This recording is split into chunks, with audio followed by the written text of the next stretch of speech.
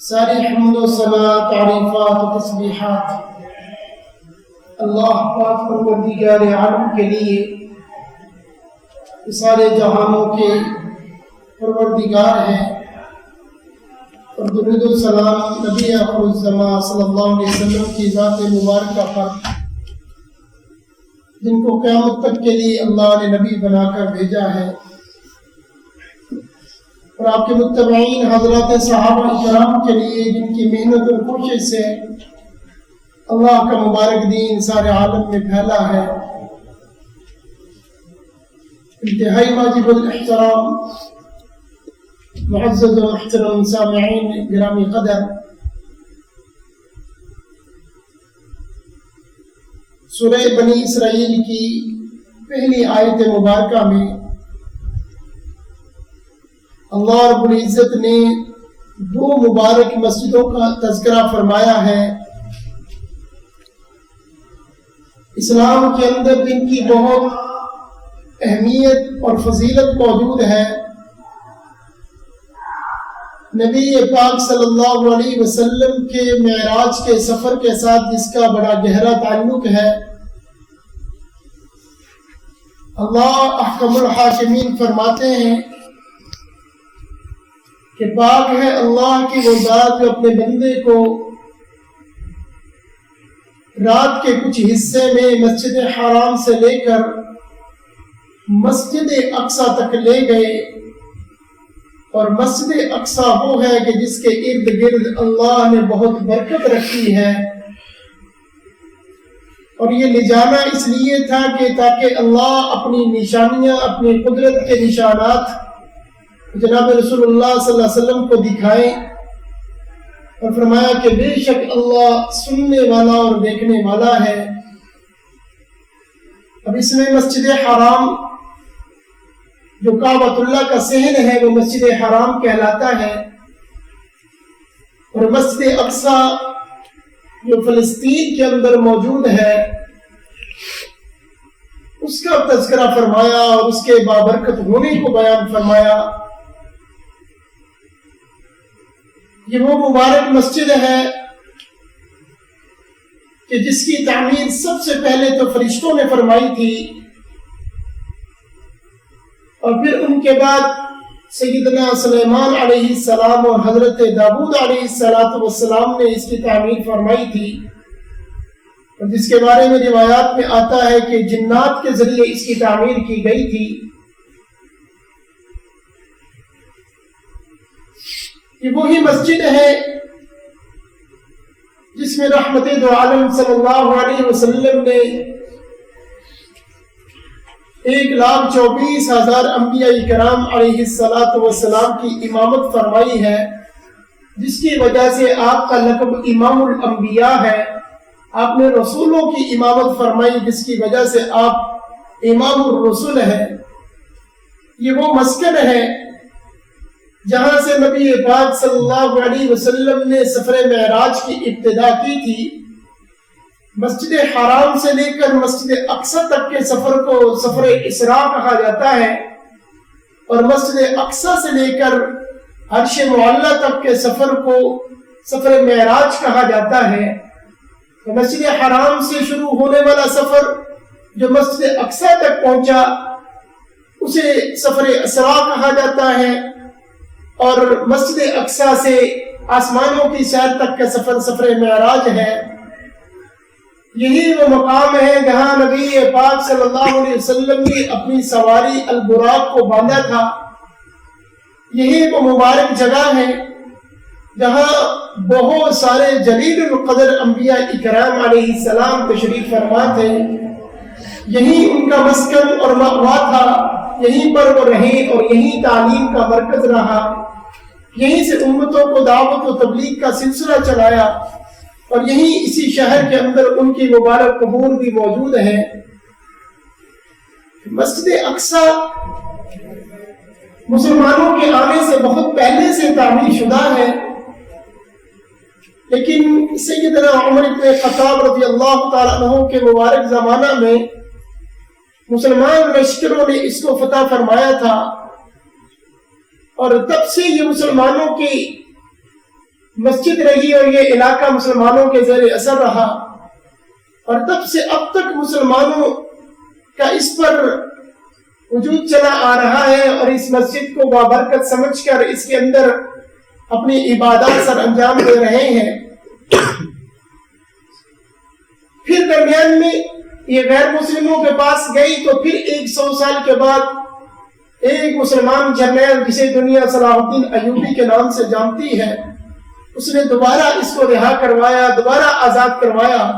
اور مسلمانوں کے حوالے کیا، اور تب سے اب تک چلی آ رہی ہے۔ لیکن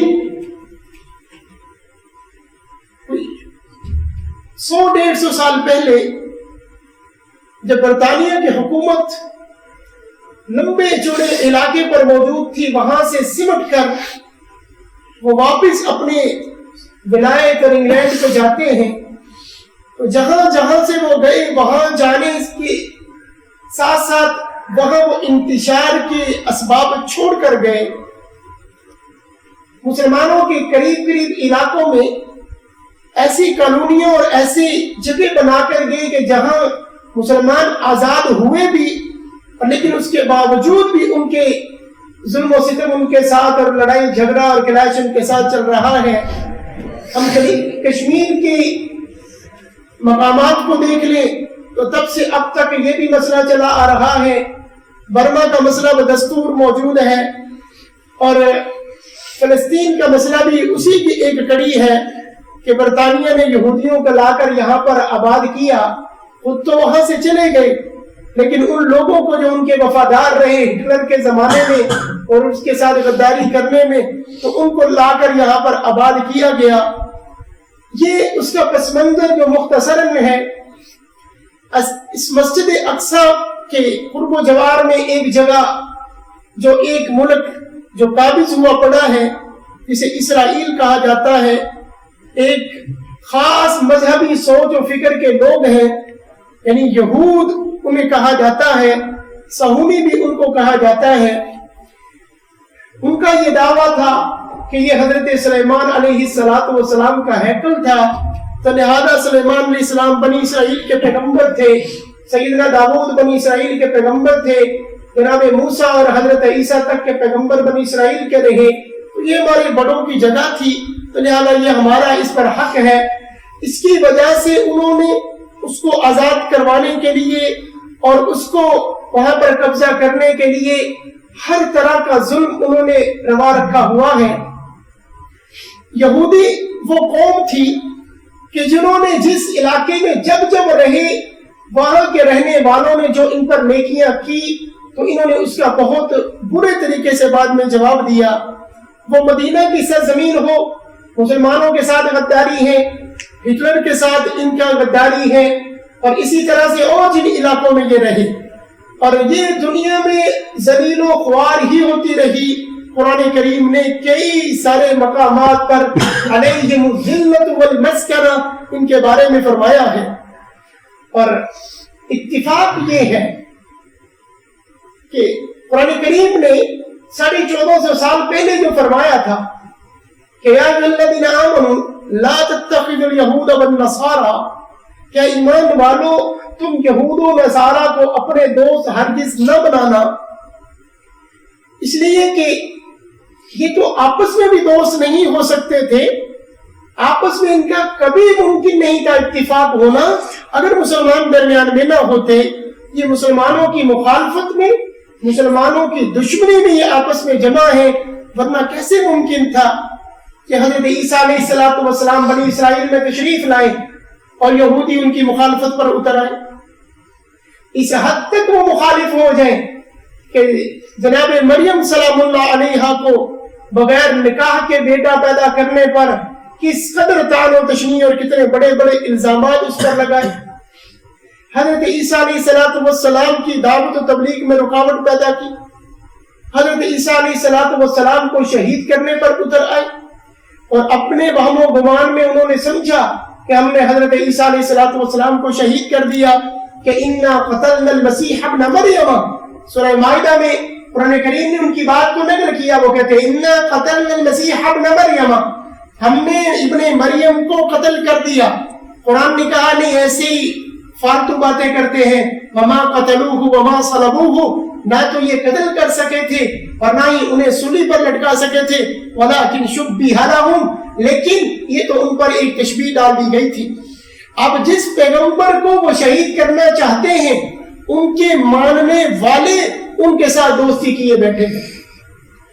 वो यहूद जो हजरत मरियम पर इल्जाम लगाए बगैर निकाह के औलाद का, और जिनकी मां पर बात हो रही हो, वो उनके हिमायती और उनके दोस्त बने हुए हैं। अब इसराइल की हुकूमत अमेरिका के या दूसरी यूरोपीय यूनियन के इमाम पर मौजूद है। अगर उनकी सपोर्ट हट जाए तो फिर ये बहुत चंद दिनों के मेहमान भी नहीं हो सकते, चंद दिनों में इनका नामो निशान मिट जाए। अब कमाल ये है कि अमेरिका के ईसाई उन यहूदियों की हिमायत में उतरे हुए हैं जो उन पर हर तरह के इल्जाम और की पुछाड़ करते रहे हैं। तो कुरान करीम ने कई एक मकामात पर यह कहा कि मुसलमानों, अगर तुम ये समझते हो कि ये यहूद और नसारा तुम्हारे दोस्त हो सकते हैं, तो ये तुम्हारी खाम ख्याली है। वलन तरवा अन्कल यहूद वलन तरवा, कुरान ने कहा हरगिज़ नहीं तुमसे राजी हो सकते यहूदी, यहां तक कि तुम उनके दीन को इख्तियार करो। जब तक तुम यहूदी नहीं हो जाते, जब तक तुम ईसाई नहीं हो जाते, तब तक ये जितने भी आपसे ताल्लुक बना ले, जितने भी गहरे मामलात ये आपके साथ बना ले, याद रखना ये अंदर से आपके मुखालिफ ही रहेंगे, इसलिए कि ये अपने आप को चाहते हैं कि दुनिया में सिर्फ और सिर्फ जन्नत में जाने वाले हम हैं, दुनिया में हक पर हैं ही हम, हमारे सिवा दुनिया में कोई और मखलूक, कोई और कौम हक पर है ही नहीं। ये कहते थे वक़ालू लन तमस्सना अन्नार इल्ला अय्यामन मादूदात, हमने तो जहन्नम में जाना ही नहीं है। हाँ, अगर हमें जहन्नम में भेजा गया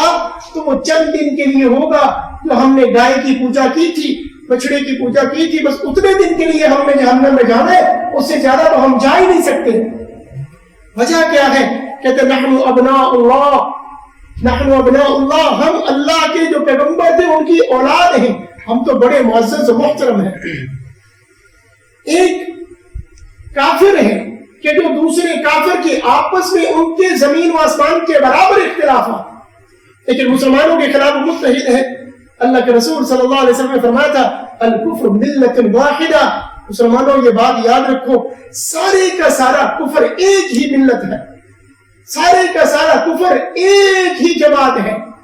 कैसे मुमकिन था कि हिंदुओं के साथ ईसाइयों का इत्तिफाक हो जाए? ईसाई खुदा का तसव्वुर रखते हैं, वो एक नहीं तो तीन का तसव्वुर रखते हैं, जन्नत और जहन्नम का तसव्वुर रखते हैं, पैगंबर का तसव्वुर रखते हैं, आसमानी किताब का तसव्वुर रखते हैं, लेकिन उसके मुकाबले में हिंदू 100% मुशरिक, बुतों की पूजा करने वाला, गाय को खुदा मानने वाला, कभी इनका इत्तिफाक मुमकिन ही नहीं था। लेकिन चूंकि दरमियान में मुसलमान थे जो तौहीद की बात करने वाले थे, अमन और सुकून की बात करने वाले थे, वो इनके मुकाबले में आपस में इकट्ठे हुए पड़े हैं। अब मुसलमान इस सिलसिले के अंदर कुछ गुजारिशात को अगर सामने रखें, कुछ इनकी जिम्मेदारियां बनती हैं कि ये किस तरह से इनसे खुलासी हासिल कर सकते हैं और फलस्तीन के मुसलमान हो या कश्मीर के मुसलमान हो, उनसे आजादी हासिल कर सकते हैं। वो लोग जो वहां पर मौजूद हैं वो तो बनफ्से नफीस वहां पर शरीक हो रहे हैं, जिहाद के अमल को जारी रखे हुए हैं, अलल ऐलान वो उनके खिलाफ जिहाद कर रहे हैं, और पिछले कई दहाइयों से वो इस अमल को दोहराए हुए हैं और मुसलमानों की राह तक रहे हैं कि जो ताकत में मुसलमान हुकूमतें हैं, जो वसाइल के अंदर बहुत ताकतवर हैं, वो कब हमारी मदद को पहुंचते हैं। अब जो दूसरे इलाकों के लोग हैं वो ये कर सकते हैं कि उनके साथ तर्क ताल्लुक तो कर सकते हैं। अब तर्क ताल्लुक की अगर हम मिसाल देखें, हमारी बरादरियां, हमारे खानदान आजकल एक दूसरे से टूटे हुए हैं और छोटी छोटी बातों पर हैं, कहीं रिश्ता लेने और देने पर बात, कहीं उधार लेने और देने पर बात, कहीं मशवरे की मुखालफत पर एक दूसरे के साथ तर्क ताल्लुक मुसलमान कर लेते हैं और इस कदर मजबूत ताल्लुक को तोड़ लेते हैं, उनके जनाजों तक में शरीक नहीं होते, उनकी महाफिल तक में शरीक नहीं होते। तो यही ताल्लुक अगर उन काफिरों से भी ان یہود و نصارہ سے بھی اس طرح کا توڑ لیا جائے اور مسلمانوں کے ساتھ اظہار یکجہتی کیا جائے۔ پہلا کام تو یہ کیا جائے۔ پہلے یہ تھا کہ وہاں جا کر آپ کس طرح ساتھ دیں گے، اب وہاں دور بیٹھ کر بھی آپ ان کو نقصان پہنچا سکتے ہیں اور ان مسلمانوں کا ساتھ اور نفع پہنچا سکتے ہیں۔ اب ان کی مصنوعات جو ساری دنیا میں استعمال ہوتی ہے، بھئی ان کا بائیکاٹ تو کیا جا سکتا ہے، وہ تو کوئی مشکل کام نہیں ہے۔ اس کے لیے تو کوئی حکومت آ کر آپ کو پابند سلاسل نہیں کرنے والی، کوئی حکومت آ کر آپ کو جیل کی سلاخوں میں نہیں بھیجنے والی کہ جناب آپ نے میکڈونلڈ سے کیوں نہیں برگر اور پیزا کھایا، آپ نے KFC اور اس طرح کی اور جن کی مصنوعات ہیں آپ نے وہاں سے کیوں نہیں انجوائے کیا، کوئی نہیں آپ کو پوچھنے والا۔ لیکن آپ اس بات کو سمجھ لیں اس کے علاوہ بھی دنیا میں کھانے کی چیزیں موجود ہیں، اگر نہ وہ کھایا جائے گا تو اس سے کیا فرق پڑنے لگا ہے۔ بات ہے شعور کی، بات ہے احساس کی، اور بات ہے ذمہ داری کی، بات ہے مسلمانوں کی اس ہمدردی کی، بات ہے قرآن کریم کے اس بیان کی کہ انما المؤمنون اخوہ، سارے کے سارے مومن آپس میں بھائی ہیں۔ وہ رنگ و نسل کے کسی کچھ بھی ہو، وہ زبان علاقے کے کہیں بھی رہتے ہو، لا الہ الا اللہ پڑھنے والا مسلمان ہے اور وہ دوسرے مسلمان کا بھائی ہے، وہ دنیا کے کسی کونے اور کنارے میں رہتا ہو۔ اب مسلمانوں کی اتنی بڑی حکومتیں اور اتنے بڑے وسائل کے مالک بھی ہوں، جب آپس میں اتفاق و اتحاد نہ ہو، اپنی الگ الگ ترجیحات ہوں، پھر ایسا تو ہونا ہی تھا۔ تو اللہ رب العزت سے دعا ہے کہ اللہ مسلمانوں کو صحیح معنوں میں دوست اور دشمن کی، اپنے اور برائی کی سمجھ نصیب فرمائے۔ وآخر دعوانا ان الحمد للہ رب العالمین۔